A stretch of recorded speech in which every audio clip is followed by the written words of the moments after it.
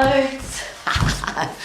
I'm in the gym where testosterone is a driving hormone. There's men on the walls who perform at their very, very best as elite athletes, and the driving hormone for that is testosterone. Important. What about women? Do we have it? Yes, we have testosterone in a smaller amount. But we seem to put hormones into little buckets of, well, that's emotion, or I'm fat because I'm hormonal, or I'm angry because I'm hormonal, or my life is terrible at the moment because it's the wrong time of the month, or I'm emotional because I've got terrible things going on in my life. Well, the hormonal system is a very simple process. Stay alive. That's the number one function of the hormonal system. Do everything possible to make sure that this human being doesn't die. Then they have to feel good. So it's not just about staying alive, it's about thriving. So being happy, having great self-confidence and self-esteem, being a critical thinker, being able to think really clearly and make great decisions so that you can reproduce. Now, even if you don't reproduce, your body is not designed to just exist through life. And isn't it interesting to see that as humans, that's what a lot of people are doing. They're not dying, but they certainly aren't living their life to the max, as I call it. So what role does your hormonal system play in that? What does your endocrine system do? And it's a very simple process, and I wish it wasn't made out to be so complicated. So your hormones are designed that if anything's out of whack, that there's a hormone that'll get you back into peak physical state. So if you're hungry, there's a hormone that says eat food because otherwise you're going to die. There's another hormone that says you've eaten enough now, don't eat too much because you'll get fat and then you'll be unhealthy and your body won't work properly. If you're tired, there's a hormone that says go to sleep because your body needs to be rested now. But there's another hormone that says you've had enough rest, get up. So the hormonal system is designed to, if anything gets slightly out of whack or majorly out of whack, so if you're sick, injured or diseased, that your hormones will say we've got to get this person, male or female, back into peak physical condition so that they can compete, they can think, they can be a 100% functioning human being. So why do our hormones get out of whack, and why have we made it so complicated? And I get bombarded every day, as I'm sure you do too. If you have anything to do with eating or exercise, if you have anything to do with how a woman's headspace works, if you have anything to do with competitive men, hormones have become a very complicated thing. But should it be complicated? I hope not. And because I study the human body every single day, the endocrine hormonal system is my favourite because it's distributed throughout the entire body and it's this simple. If you have a fit, strong body, a fit, strong, healthy body, and everything works together because you are fit, strong and healthy, is it possible that your hormones will function effectively? So your body's made up of lots of different systems. So we'll start with the hormonal system, the central nervous system, digestive system, immune system, cardiovascular, respiratory system, skeletal and muscular system. They all work together to create a high-functioning human being. I always get a bit fascinated because cardiologists work with the heart and psychologists work with the head and orthopedic surgeons work with bones and endocrinologists work with the hormonal system. But they're not separate things. They all work together so that you don't die, so you thrive, you can reproduce. So if all of those systems are in peak physical condition, isn't it possible that everything will work well? So I always use this example. If you've got a healthy immune system because your body's healthy, fit and strong, number one is you'll eat when you're hungry, you'll stop eating when you're full, you won't eat foods that you don't need, and your body will tell you what you do need to eat. So it's not complicated. You never have to diet, you never have to go on some fanatical exercise program because your body will say, hey, eat food, stop eating food, this is what you need to eat. And because the human body is meant to move, it's meant to stay alive, it's meant to thrive, a body that is inactive doesn't function effectively. So when you're fit and strong, it's a beautiful circle. Your body says, we need to get fitter and stronger. So there's that great process, and this is a hormonal process, where if you overload your muscles and bones, your muscles send a message back to your brain to say we were overloaded, we need to be better for next time. That's called a myokine. But not just a message back to your brain. A message goes to all the muscles surrounding the muscles that you used, all the organs that you used, to say, this woman just overloaded us, this man just worked hard, we have to be better for next time. Haven't you ever wondered, how does the body get stronger? How does it get fitter?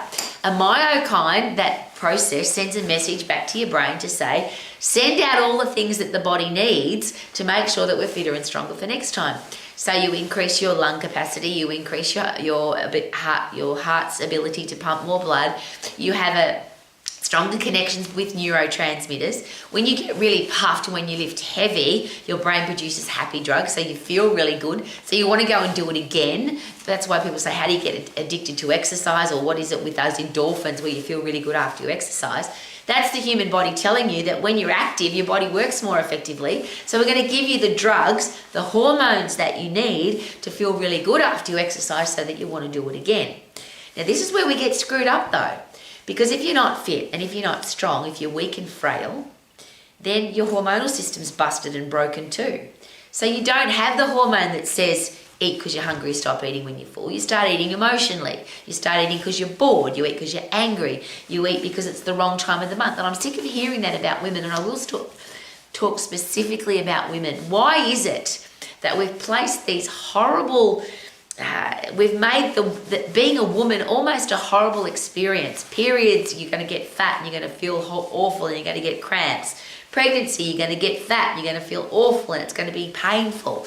Menopause, you're going to get fat and hot flushes and you're going to have brain fog and it's going to be terrible.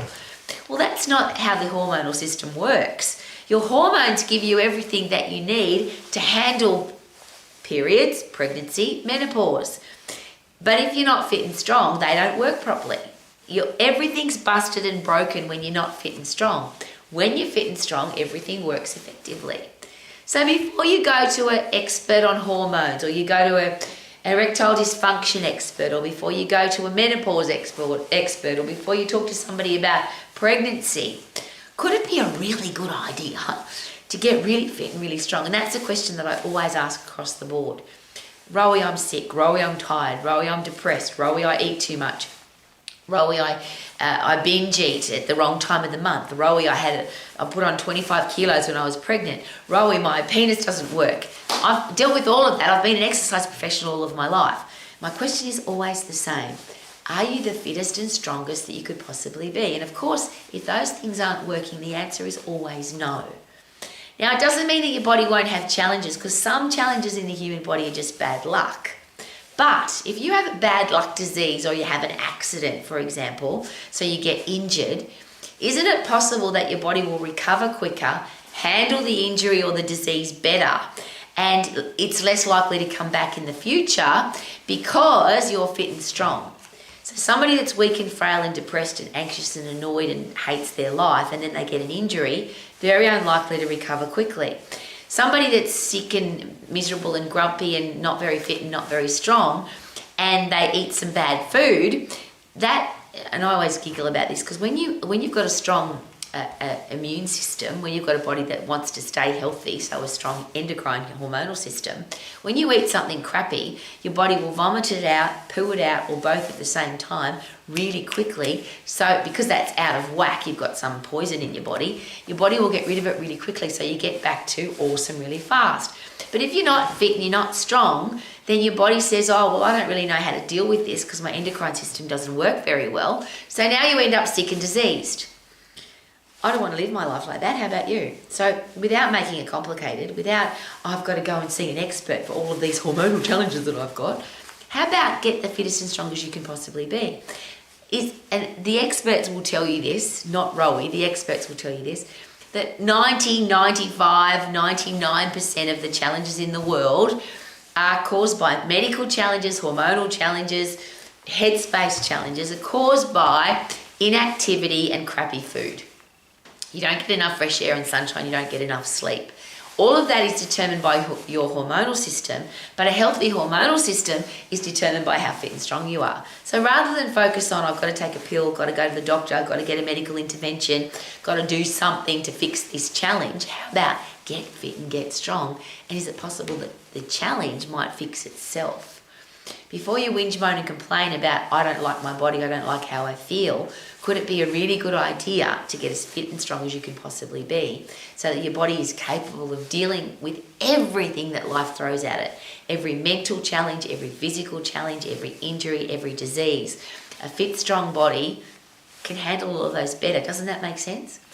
Here I am in my testosterone-ridden gym. I call this my anti-aging happy hormone facility, because when you're really fit and really strong, everything works better, everything functions effectively, you stay alive and you thrive, and you live your life to the max. Super duper doo, how are you? Living my life to the max with happy hormones. Woohoo!